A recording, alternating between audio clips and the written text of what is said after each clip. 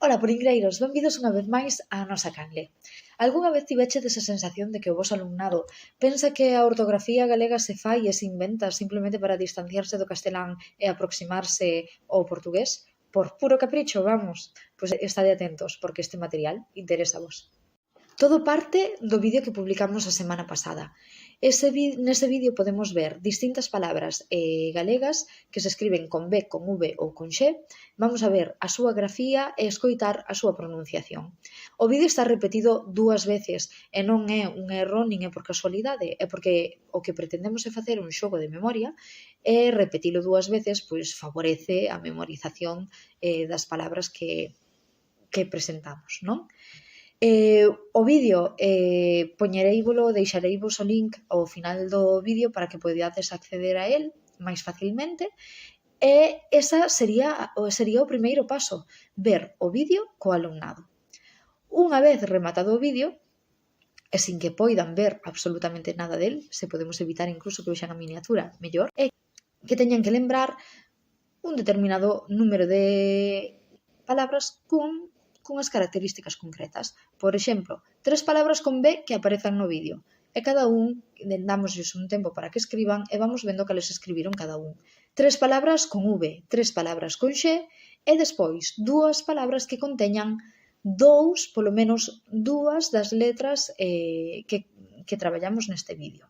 Aí é onde está o xogo de memorización.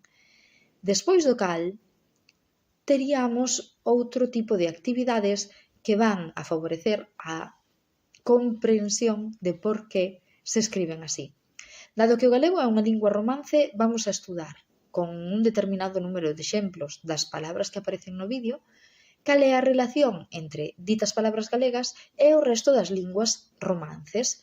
Algúnas están máis distanciadas, son de orixe puramente galego porque vemos que non teñen ningún tipo de unión ou parecido coas outras linguas, mentres noutros casos veremos que en realidade a relación é moi estreita.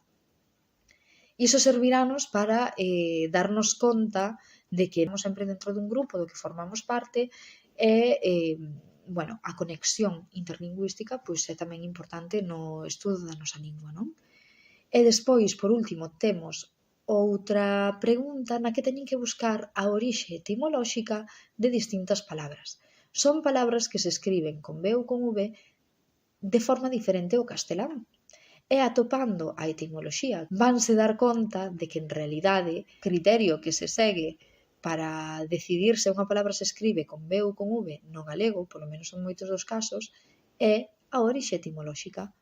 Temos outra ficha máis, tamén deseñada para nenos máis pequenos, nos que a primeira parte é exactamente igual, teñen que memorizar un determinado número de palabras con cada unha das letras que traballamos, e despois o que temos a parte de forma diferente é un xogo de cadea de palabras.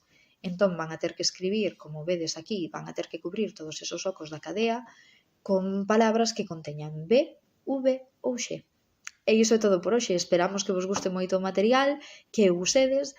Clicade na campa de abaixo para estar actualizados sobre as nosas novidades, que vos cheguen sempre todas as notificacións. Sabedes que nos podedes seguir tamén en Instagram, en Facebook, e que vos deixamos abaixo o link para que poidades descargar o material de forma gratuita.